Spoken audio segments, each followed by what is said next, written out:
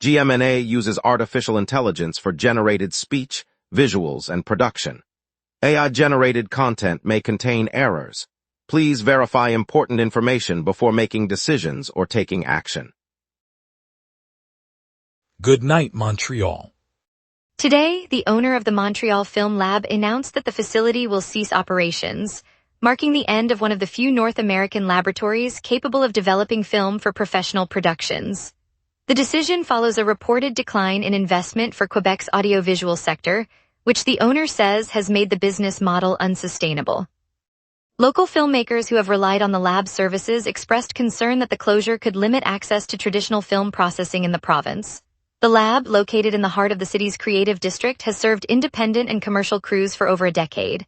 Stakeholders are exploring alternative arrangements, but no replacement has been identified. The shutdown is expected to proceed over the coming weeks as the lab winds down its remaining projects. The announcement has drawn attention from provincial cultural agencies. City officials announced an urgent plan to renovate 45 housing units designated for vulnerable families. The renovation effort comes as the island grapples with a deep shortage of affordable homes, leaving dozens of households in temporary city shelters. Mayor Soraya Martinez Ferrada said the work will begin immediately, aiming to finish before the winter rush adds pressure to the housing system. The city will prioritize units that currently house at-risk residents, upgrading heating, plumbing, and accessibility features to meet basic living standards. Officials expect the refurbished homes to provide stable, long-term accommodation for families who have been shuttled between emergency shelters. Funding for the project was secured through the municipal budget, reflecting the urgency to stem the growing housing crisis. Residents are urged to stay informed as construction schedules are released. During the dinner rush, the Orange Line of the Metro experienced a 1-hour shutdown after emergency services were called to address an incident. SDM crews worked alongside first responders to clear the issue, and service resumed shortly after the hour mark. Riders who had been stranded were able to continue their journeys as trains began running on schedule again. The line, which links downtown hubs such as Barrie UQAM, Lionel Graux, and Place des Arts, returned to full frequency within 10 minutes of the restart. The brief interruption caused minimal delay, and the agency confirmed that all stations are now operating normally. No injuries were reported, and the cause of the emergency call has not been disclosed. SDM thanked passengers for their patience while the situation was resolved and said it will review the event to reduce future disruptions. Severe storm watch now covers the South Shore, with meteorologists warning of intense rain, gusty winds, and possible localized flooding through tonight. The watch, issued for Friday, remains active as conditions develop across the municipalities stretching from Longueuil to Brossard. Residents are urged to secure loose objects, avoid non-essential travel on the Jacques Cartier and Champlain bridges, and stay tuned for updates from local authorities. Power crews are on standby, and emergency services have positioned response units near the major highway corridors. Schools and businesses in the affected zones have been advised to monitor the situation closely and implement contingency plans if needed. Officials also warned that brief power outages could occur in low-lying neighborhoods. The Weather Service will reassess the outlook later this afternoon and may upgrade the watch to a warning if the storm intensifies. Service on the REM resumed this afternoon after a prolonged interruption that halted trains between Central Station and Panama Station during the rush hour. The outage began shortly before 4 o'clock, leaving commuters stranded on the island's primary rapid transit corridor. By around 4:45 p.m., operators restored movement, but trains are running at reduced speed as crews continue inspections. REM officials said the disruption was caused by a technical fault on the Central Line segment, and that safety checks are ongoing before full service can be restored. No injuries were reported, and the network remains operational across its routes to the South Shore, West Island, and La Vieille, albeit with the temporary speed restriction. Both eastbound and westbound trains experienced delays, impacting commuters heading to downtown offices and suburban stations. Passengers are advised to check real-time updates for further adjustments. Coming up, the West Island Aid Fund will convert an old post office into a vibrant community hub, plus more. We will be right back. Watch the local sunset tonight at 6 p.m. for all your local Montreal news. Welcome back, everyone. Thanks for staying with us. Now let's turn to Rachel for the latest local stories you need to know. The West Island Aid Fund announced today that it will transform the former post office on St. Charles Road into a major community hub. The center is slated to house a food bank, cooking classes, childcare and meeting spaces, aiming to give families a reliable place to access meals and support. Officials say the project responds to a sharp rise in food insecurity across the West Island, mirroring a broader trend seen throughout the island of Montreal. By repurposing an empty municipal building, the fund hopes to reduce travel time for residents who currently must drive farther for assistance. Construction is expected to begin later this summer, with the facility targeted for opening in the spring of next year. The initiative represents a coordinated effort to address basic needs while providing a gathering point for neighborhood events. Tonight's cultural buzz comes from a new musical parody hitting the stage this summer.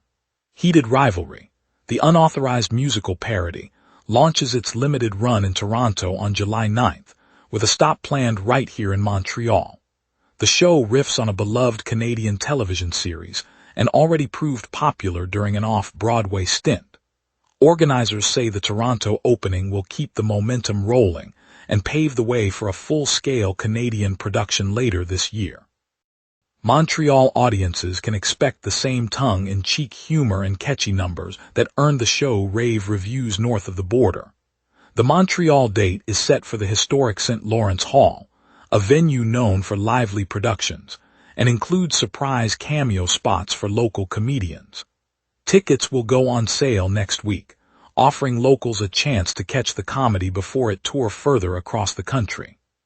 Mayor Soria Martinez Ferrada handed an honorary citizenship to Brendan Gallagher on Thursday, marking the end of his 14-season run with the Canadiens. The 34-year-old forward, who announced his departure earlier this week, received the city's tribute in a ceremony at the arena, where fans and officials gathered to acknowledge his impact on the club and the neighborhood. The mayor cited Gallagher's consistency on the ice and his visible community involvement as reasons for the honor. He finished his Canadiens tenure with over 300 regular season goals, a tally that still places him among the franchise's top scorers. While the Canadiens prepare for a roster overhaul, Gallagher's name will remain on the wall of former players, and the honorary badge will be displayed at City Hall. The gesture underscores the strong bond between the team's long-standing figures and the people who cheer for them on game nights. Montreal man sentenced to 3 years in prison Wednesday for operating a fraudulent weight loss product scheme in the United States. The court issued the sentence at 12:45 UTC, confirming a conviction that followed an investigation earlier this year that uncovered a network selling bogus diet supplements to American buyers. Prosecutors said the operation marketed the products as effective weight loss solutions, though they were later found to be ineffective and misrepresented. The defendant, a resident of Montreal, was found guilty of multiple counts of fraud and consumer deception.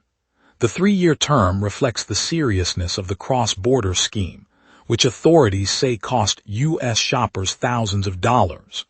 The ruling concludes a case that began with a federal probe into illegal health product marketing and marks the final judicial action in the matter. Heavy rainstorms over the weekend of June 20th and 21st left the Fox Street neighborhood in Pierrefonds underwater for the third time this year.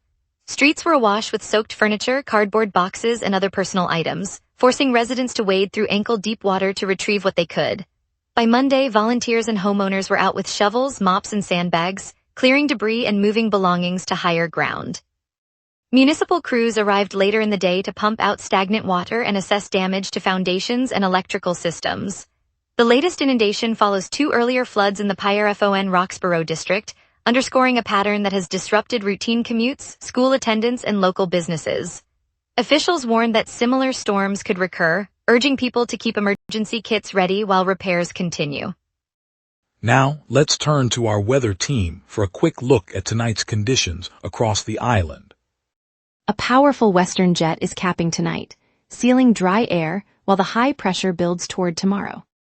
On this date, Montreal once burned to 32.5 degrees in 2016, a blistering spike that rode the tail of a continent-wide heat dome. By contrast, the coldest June 26 recorded was 9.9 degrees in 2018, when an Arctic surge slipped south behind a stalled front. Normal climatology hovers around 23 degrees high and 15 degrees low, so both extremes sit well outside the expected range. Those records remind us how quickly the jet can swing the thermal envelope from scorching to frigid in a single summer. The live radar shows a blank canvas across southern Quebec. No echoes stretch from the St. Lawrence to the Laurentians, confirming a dry, stable air mass. With pressure rising and the fast western jet carving a straight path aloft, any moisture will be sheared off before reaching the city. Expect the calm to persist through the night, and we now turn to tonight's outlook. At 11 p.m. Montreal sits under a clear sky with a temperature of 19 degrees and humidity at 84%. A light northwest breeze at 7 kilometers per hour brushes the downtown, while the low-level pressure is near average and beginning to rise, sealing in the dry air. Aloft, a powerful western jet streams at 177 kilometers per hour, reinforcing subsidence and keeping clouds at bay. The UV index reads 4, a modest level for the lingering daylight. Winds will peak at 12 kilometers per hour from the south later this evening, but will remain below 25 kilometers per hour overall. No weather alerts are in effect, and precipitation is not expected through the night into tomorrow's morning. The 5-day stretch begins Saturday with overcast skies and a high of 24 degrees, low 15, a modest dip in sunshine. Sunday clears dramatically, delivering a bright day at 26 degrees high and 15 low, perfect for outdoor activity. Monday pushes the mercury to 27 degrees while the low climbs to 18, and the sky stays mainly clear, signaling a brief warm spell. Tuesday reintroduces clouds, overcast with a 50% chance of rain, and temperatures holding at 25 highs and 19 lows, hinting at a cooling trend. Wednesday tops the series with a high of 30 degrees and a low of 21, partly cloudy, and a 25% rain chance, marking the warmest day of the period. The pattern reflects a westward jet, allowing mild air to dominate early in the week before a southerly surge injects heat later. And that's your weather. Remember, the wrap is also available as a podcast. Listen anytime on Apple Podcasts or wherever you get your podcasts. Up next, traffic updates, a look at tonight's events and a recap of the Canadiens' win, plus our chamber spotlight. We will be right back. Watch the local sunset tonight at 6 p.m. for all your local Montreal news. And now here's Jason with sports. Big news for Montreal sports, from the pitch to the Hall of Fame. A tough result for the Montreal Roses in the NSL standings. Ottawa Rapid handed Montreal a 2-1 defeat in a top-of-the-table clash, according to CBC Sports Soccer. The Rapid now sit 4 points clear of the second-place Roses, tightening the grip on first place. A special honor for a Canadiens veteran. The City of Montreal named Brendan Gallagher an honorary citizen, with a ceremony held at City Hall Thursday afternoon. CBC Sports NHL reports the Canadiens forward received the distinction from the city he has called home throughout his career. Carey Price is headed to the Hockey Hall of Fame. The Montreal Canadiens goaltending great was elected to the 2026 class alongside Patrice Bergeron, Pekka Rinne, Keith Tkachuk, and Cindy Curley. CBC Sports NHL reported the election earlier this week, cementing Price's legendary status in the game. On a crisp early evening stroll along St. Laurent, the neon sign of Mon Lapin flickers on, its rabbit silhouette a familiar beacon for locals and tourists alike. Tonight, the tiny bistro joins 3 other Montreal gems, Le Club Chasse Sourest Takei, and Damas, in a celebration that feels like the whole city has been handed a golden ticket. Inside, Chef Michael Bouchard watches his team plate the signature rabbit confit, the caramel crisp skin glistening under the soft amber light. A young couple at the bar clinks glasses, their eyes wide as they read the freshly printed list that places Mon Lapin at the 5th spot on the world's 50 best for North America. Across the street, a street musician strums a gentle tune, his melody weaving through the laughter spilling from the restaurant's patio. When the chef steps up, he thanks the city that raised him, the mentors who taught him patience, and the diners who keep returning for another bite of community. It's more than a ranking. It's a reminder that Montreal's culinary soul thrives when we share a table. This is the spirit that makes our city shine. On a bright Saturday morning at Jean Talon Market, the air is scented with sugar and soil as vendors unpack crates of ruby red strawberries. Behind the bustling stalls stand family farms from the Montérégie region, their their owners, people like Marcel Dubois, a third-generation grower, sharing the story of a season that has far exceeded expectations. 2 months of steady rain transformed the fields into a verdant sponge, and the berries responded with a size and sweetness that even seasoned buyers note as extraordinary. One basket, still glistening with droplets, was handed to a group of elementary students on a field trip. Their delighted chatter turned the market into a spontaneous tasting lab, each bite a reminder of how weather can shape community. The surplus has already prompted local bakeries to roll out strawberry tarts, and a nearby food bank announced a donation of fresh produce to families in need. As the market wraps up, the lingering taste of sun-kissed fruit feels like a quiet celebration of resilience and generosity. Montreal's streets are a little sweeter this season. Thank you, Montreal, for joining us on the wrap. Tonight's quick comeback of the Orange Line Metro reminded us how resilient our city can be. We'll be back tomorrow with more local news and stories that matter. Stay safe, stay curious, and see you then. And stay connected.